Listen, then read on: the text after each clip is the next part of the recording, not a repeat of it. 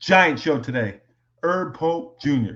joins us, tells his story, basketball at Seton Hall. The Pirate legend joins me and Patrick next on Pirate Vibes. Let's vibe.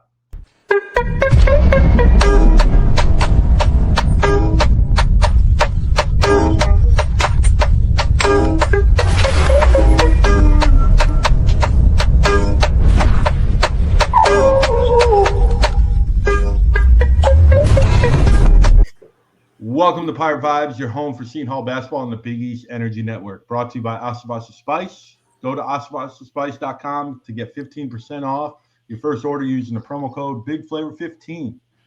And today we have a spicy one today. We've got Pope. He's in the house. Pope, Herb Pope, played for Seton Hall, the legend, parade All-American from Aliquippa, Pennsylvania. Herb, how are you? Oh man, I'm excellent, man. Just raising kids and living life. I hear you, Pat. And as always, Patrick, can we call you my co-host yet? Is that official? Did you sign the? I don't think I've signed the paperwork yet, but okay. that's the checks in the mail. Not the checks in the mail, but the signatures in the mail. From the Big East, the Big East blog, Patrick Madden, as always. All right, we're gonna get right into it. I said this is a spicy episode. We're gonna get right into it. We connected because we put out a show last week about guys being snubbed from the NBA that were former Pirates. Make your case of why you were snubbed for the NBA. Well, honestly, I don't really think that I can make a case for it because, as I got older and I started thinking about it, where there's smoke, there's fire. And I just believe that, with the gunshot incident and then the heart thing, they kind of just made a business decision at that point in time. And it happens to be that I got snubbed because of those things, glaring issues that they were uncertain of. But I still believe I was snubbed because there's guys that I murdered playing basketball and they're in the league. I murdered them workouts, being one of the most, Draymond Green, and murdered him up in Minnesota on the workout. And he's in the league. Can't score, but hey, man, he's a great player. I wish him the best. I love his game. I love how his mind is basketball. And I just said, you know what? Sometimes things aren't just for you, Definitely. Patrick, I will tell you, I will tell you, as someone who watched your career, Herb, that you had first of all, you were a force inside. I think, unfortunately, what happened in your case was that people overlooked what you were doing because you played with two excellent players who also did not make our list, by the way. One was Fuquan Edwin, and the other was Jeremy Hazel. Now, unfortunately, fans like me would go into the Rock at the time you were playing, and everyone was there to watch how many crazy three-pointers Hazel would hit without appreciating the fact that you're doing all the dirty work inside and outside. So what was it like, first of all, playing with guys like Hazel and Edwin, and secondly, what was it like being in some of those Big East games up at the Rock back 15 years ago?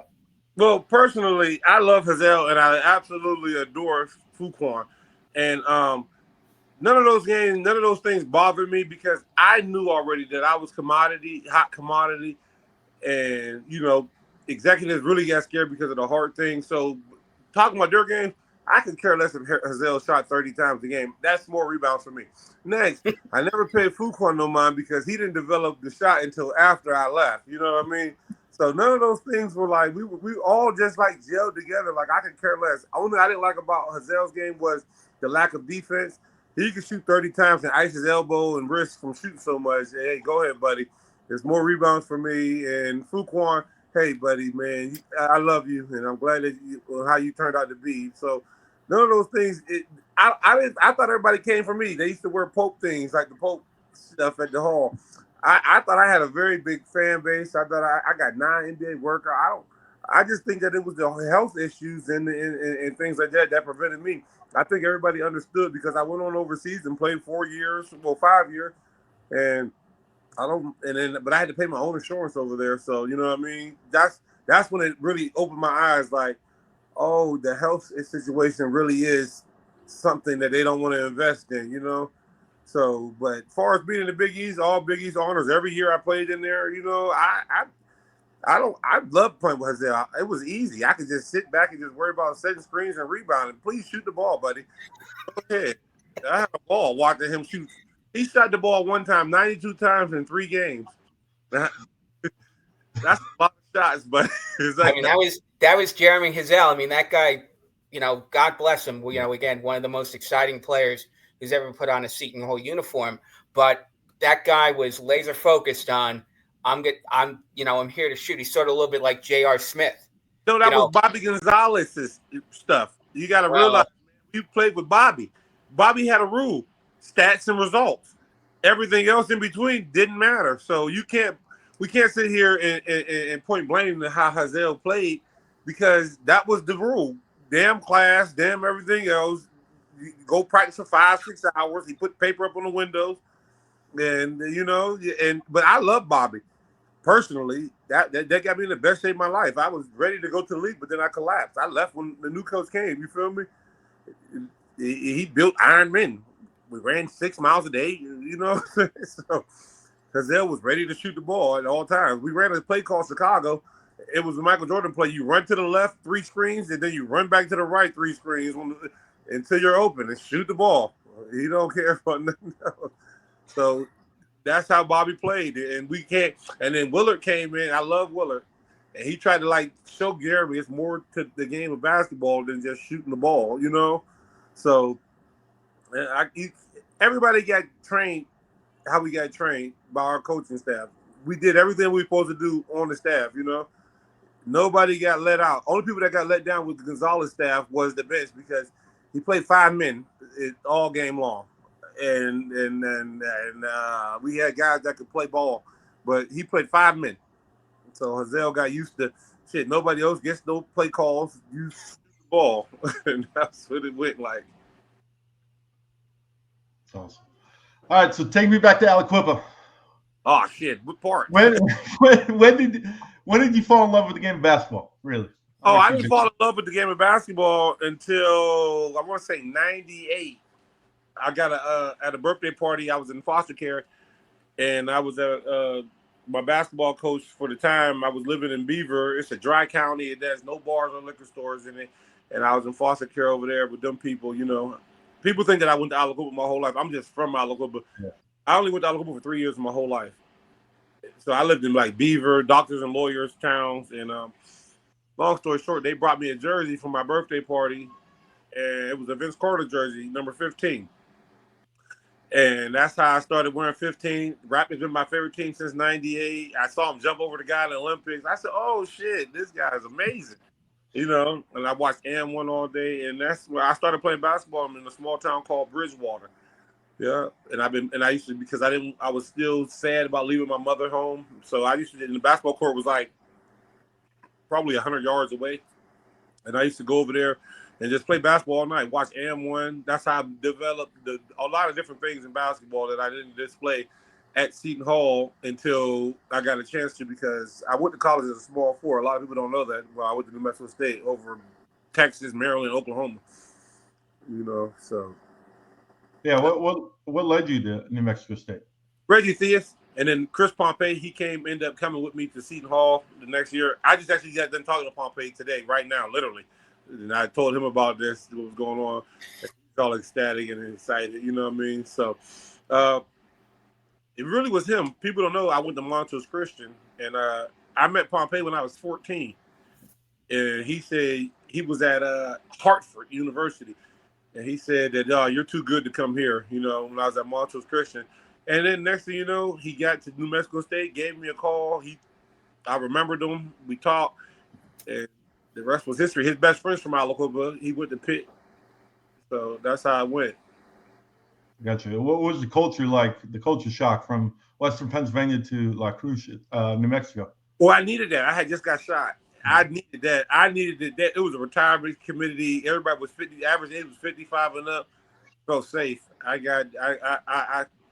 couldn't get enough of it. I didn't like the conference. Honestly, I didn't like the heat, but I knew I was miles and miles away, and I felt really safe. I needed that in my development for my PTSD and everything else. All right, please get away from the door.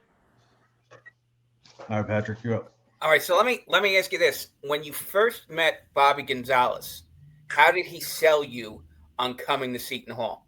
Well, he didn't sell me anything. It was Steve Sowers. That's my guy. But Charles Smith is why I was up there when I was recuperating from gunshots, and he lived in the Caldwells, and he was aiming and had aspirations to be the AD, which I didn't know, unbeknownst at the time.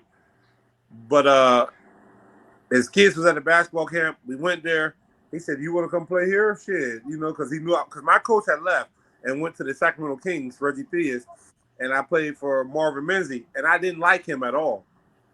So I just stuck out the year, and then I left. You know what I mean? Because unbeknownst to everybody else, I was going back home to Pitt, but Brendan Knight said some stupid shit and told me.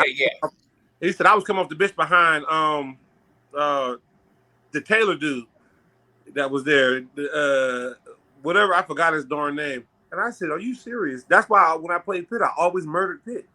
He got me fucked up. What? You gonna mess up the homegrown kid? All right, well, all right, cool, buddy, cool. We won't do anything the whole 2 weeks before we play y'all. And so you had one of your best games against Pitt, if I remember correctly. I think it was in 2011. You put up number 8 on Thanksgiving. Yep. You ain't gotta tell me when I faked the handoff and dunked and brought the whole shit down.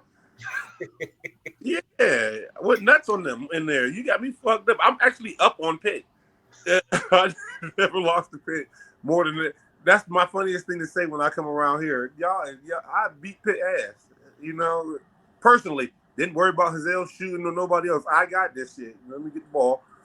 Every really big game, though, I really performed at Seton Hall. Honest to God, you could never sit there and mention Seton Hall basketball without understanding that every time it was a pro in the building, he went to work. So. And you had a bunch of scouts at the games because some of them are scouting a lot. Some of them walked into the building to scout Hazel. So obviously it's a little bit of a showcase for a player like you because you have the opportunity to show out in front of those scouts. I don't believe that. Like, I'm a basketball. I'm a person of the game. I would never scout somebody such as that. Now, do I love him and did I appreciate how he played basketball? Absolutely. You have to play both ends of the game. You can't just sit there and rely heavily on shooting the ball. If you are a student of the game, that is not an acronym to recruit somebody like that. They came to the game because you never know what somebody's potential is. And at the end of the day, now that's why I was so high when I spoke to him on the phone about Fuquan. Fuquan was somebody that I felt like a 3-and-D guy. You play defense like that, you can teach them how to dribble the ball. You can teach them how to shoot it. But when you play defense and your motor's like that, you know what I mean? And you got the ideal size. And that's the one thing. And that's the one thing I noticed about Fuquan Edwin as his career went along a little bit. We know he started out, he was a good athlete. He could play good defense. And again, at the beginning of his career, he didn't need to score as much because he's playing with guys like you and he's playing with Hazel. But then once Hazel left, Edwin stepped up his game significantly offensively, in part because getting the ball hard, but because he's developing. It was me and Theodore, and then he had to. You got to do something, Fuquan. Shit, we need you. God damn it! You got to do something, buddy. We're trying to win. And he had a great campaign, and then he went on to win. I believe, if I'm correct, that he won the Defensive Player of the Year. You know what I mean? So that's the trajectory that he was on.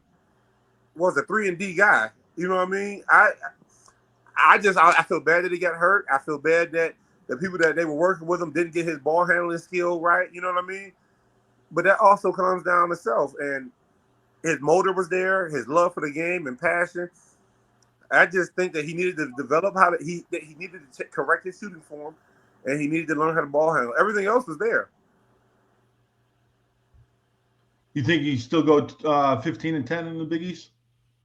At this age, you think you still do 15-10 in the Big East right now?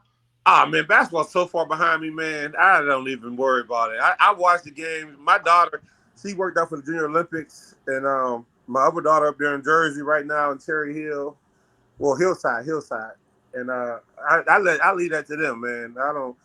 Well, I'm only asking because you were a Parade All-American with Mike Beasley, and he's out there doing one-on-one. So. Oh no, that's my boy. Actually, I spoke to him about that. I said, Mike, what are you doing? And he said, man, ain't nothing changed. Oh, shit. Well, they got to leave you alone.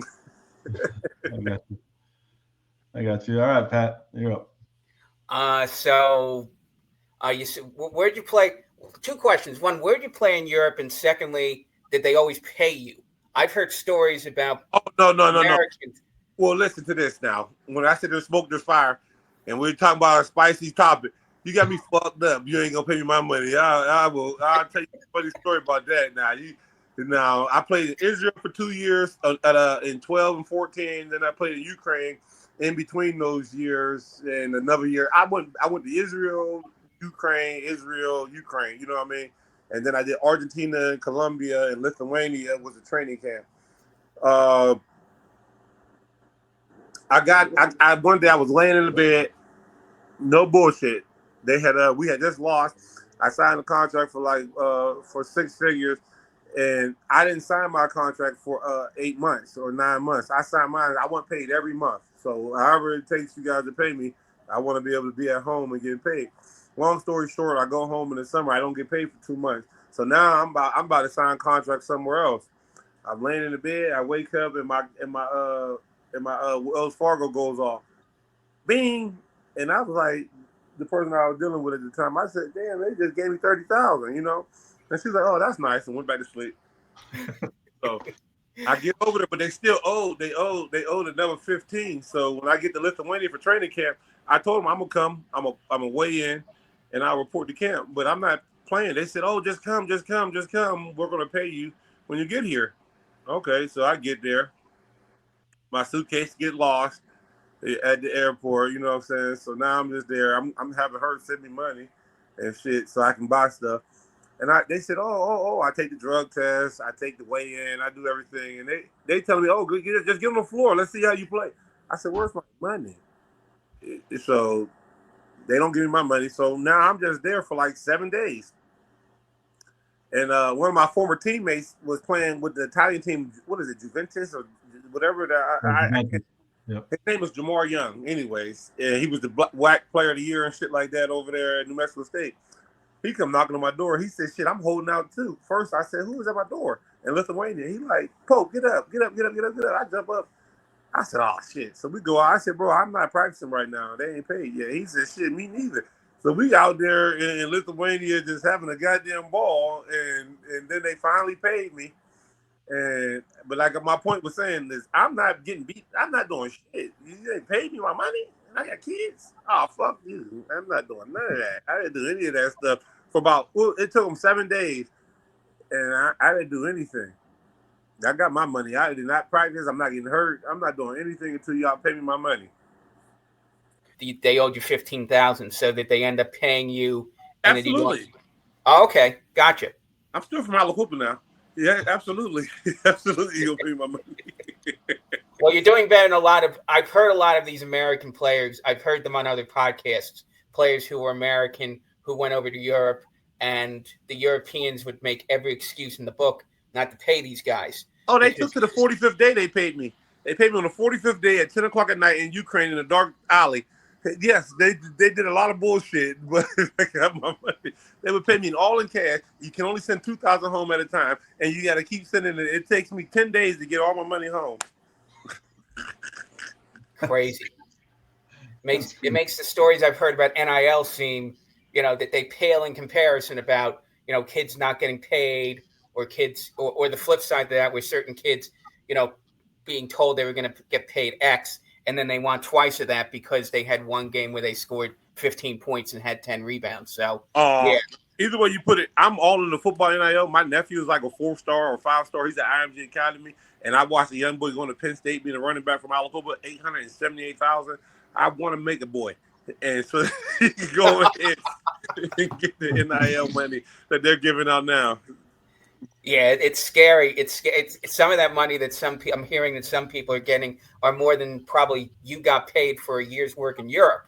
So, I mean, listen, man, the people before us paved the way. We paved their way. You know what I mean? So, hey, more power to them, blessings. And I just hope that Seton Hall gets more than $4 million so we can get us some stars. And then I'll be excited about everything. And shout out to Shaheen Holloway. I love him. He's doing a fantastic job. And he said something recently that he said he was humbled. You weren't humbled, man.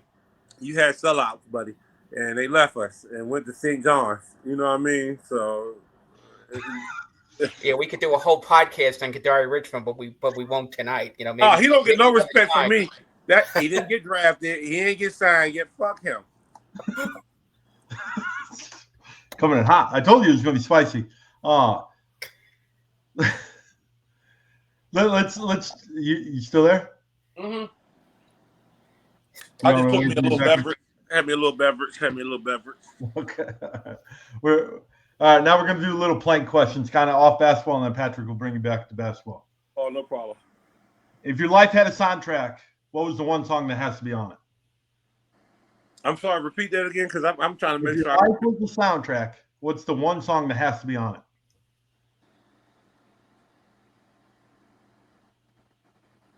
Did I stump Pope? Should I be honest? Because I don't know if the song that I want to hear should be said. All right, we'll just leave it at that then. Well, I'm gonna tell you, it's Snoop Dogg, David Banner, Lil Wayne, 9mm. You know, he goes Tool on deck. Why would I lie? M use a pussy. Why would I? I got hit with the 9 and got. It's wild. What's one thing fans would be shocked to know that you love? Either country music. Country music? Yeah, I've been to Shania Twain concert about 3 times. I love Luke Bryan. I love Jason Aldean. Love Luke Combs. When it rains, it pours. I don't know. I just love country music. I've been to more country concerts than I've been to rap concerts. I only been to one rap, and I've been to 3 or 4 country concerts. What got you into country music? My foster family. I grew up roasting marshmallows in the woods. Fair enough. All right, this might get a little spicy here. You're the coach. You can't start. You can't be on the team because you're the coach. Name your starting 5 of the teammates in your life. My whole life? Does not count Seton Hall? I'm going your whole life.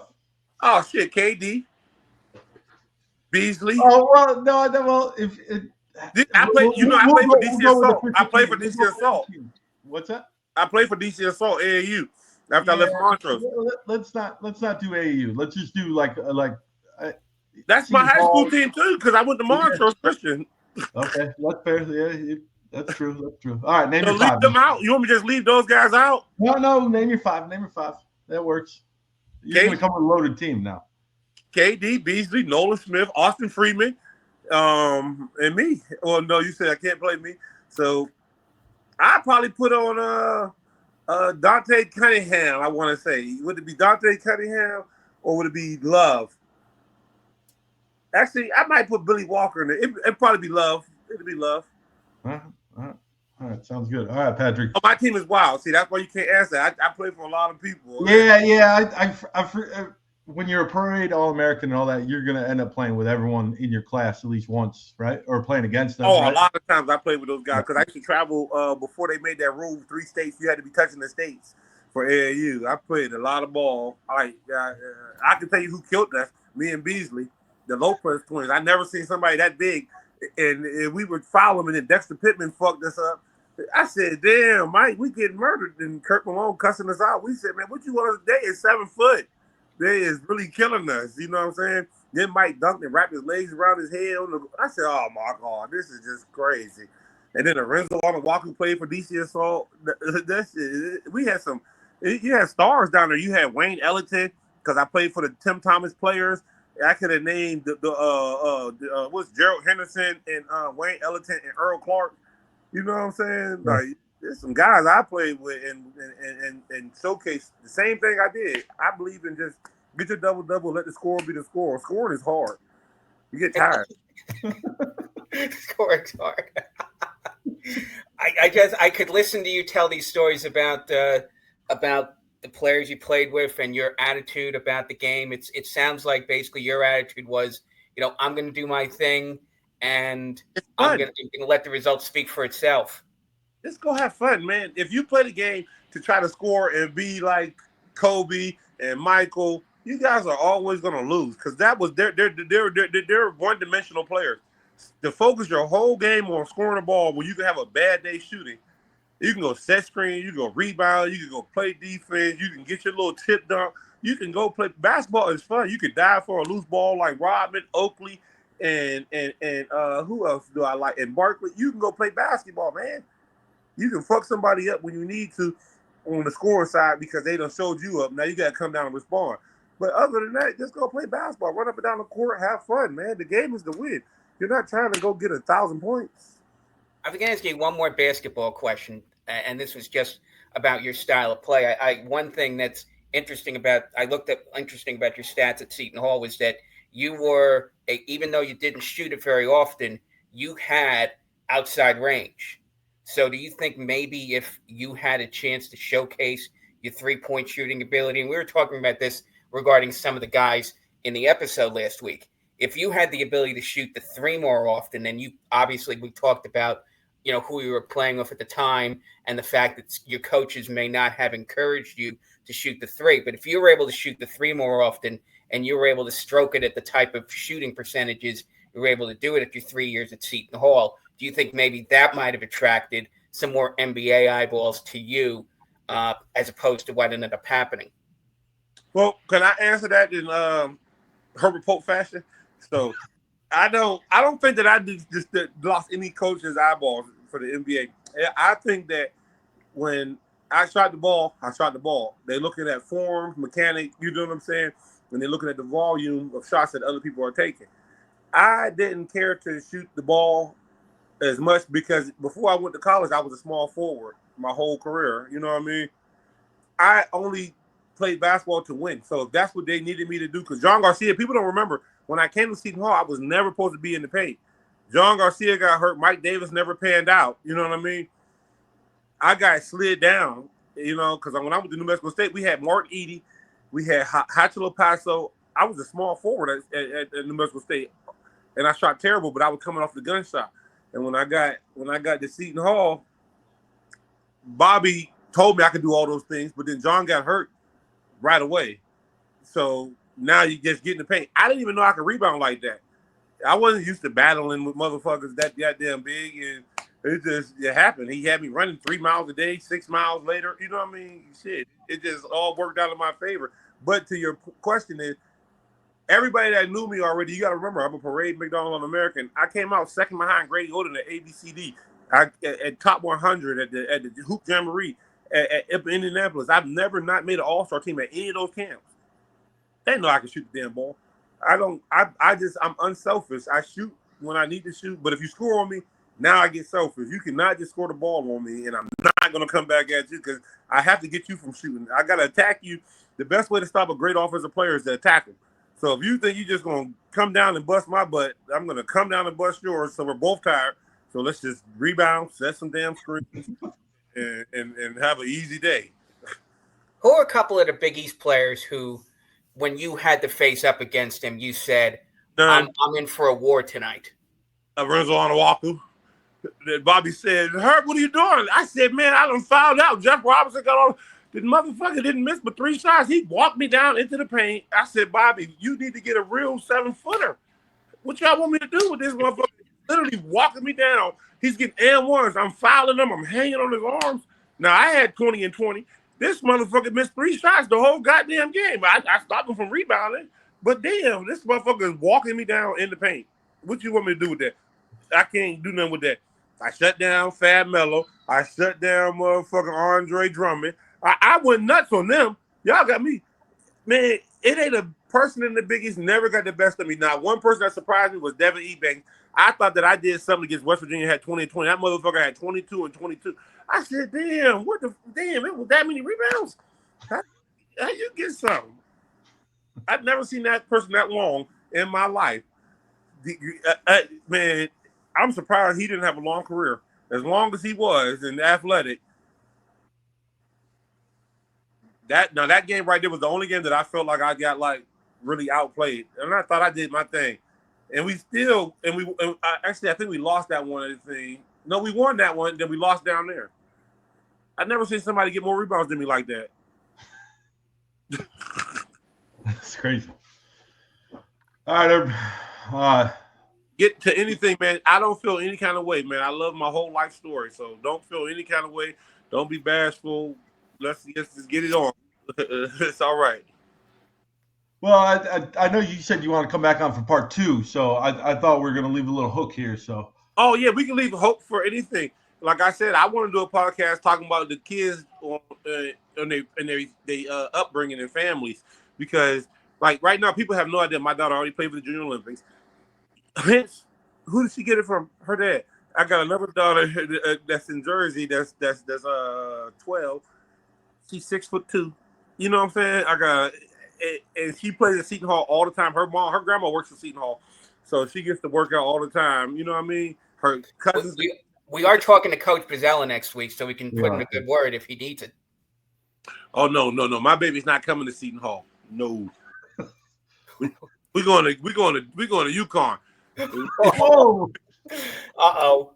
You'll really make the host of the Connecticut podcast happy with that statement. Oh no! I want my baby to get to the league. We're going where they're gonna put him there. We're going to the league, baby. You go there, LSU. You can pick Tennessee. You going to the dance. If we ain't going nowhere to be mediocre, you go there and put on. And they paying. You going somewhere where they paying. Oh, crazy. We need the money. You're not wrong. You're not wrong, Herb. All right, Herb. You're a fighter. You're a rebounder. You're a pirate for life. You're a country music fan, which we learned that today. Great. Thank you for coming on, but we're going to give you the last word here for this episode, and you are always invited to come on to Pirate Vibes. But the floor is yours. I just want to say to everybody that watches this as a Seton Hall fan, such as myself, it's on my shoulder tattoo. You guys need to contribute to this NIL stuff. I understand it's unfamiliar with us. It's new. Everything is new. We got a building built, and they changed the name. Let's go find the business guys and give them their own locker room when they fixed our locker room, guys. And they gave them their little gratitude or whatever they need. We need more people contributing to Seton Hall basketball. If you do that, we can compete with anybody. We got some of the best education ever. We got some of the best facilities from what I keep seeing. I haven't been up there in a while. Shaheen Holloway, deal with him. We love him. He's a great coach. You know what I mean? He's a great coach. I need you guys to help my Pirates become great again, because when Willard was doing this thing and they weren't allowed to pay people yet, we were even. We're not even anymore, guys. We need you guys to just give some money, donate, help out. Beefsteak and dinner. I forgot when it comes. It comes before the season. You guys, it's great wine. It's great steak that they bring in. You know what I mean? Come over there. Get down. Meet the players. You know what I'm saying? Talk to some of the alums, such as Terry DeHare and Jerry Walker. They're always around. Come down. Meet some of the former players. And just help us out, man. Please. I hate having to watch the games. And I'm not in the tournament. That's it, man. Just come help us, man. Please. We got it. Thank you, Herb. And we'll bring you back on in a couple of weeks, definitely. We'll talk the current roster. Well, don't. Stay true, stay blue, and vibe on. Ahoy there! Ahoy, me hearties!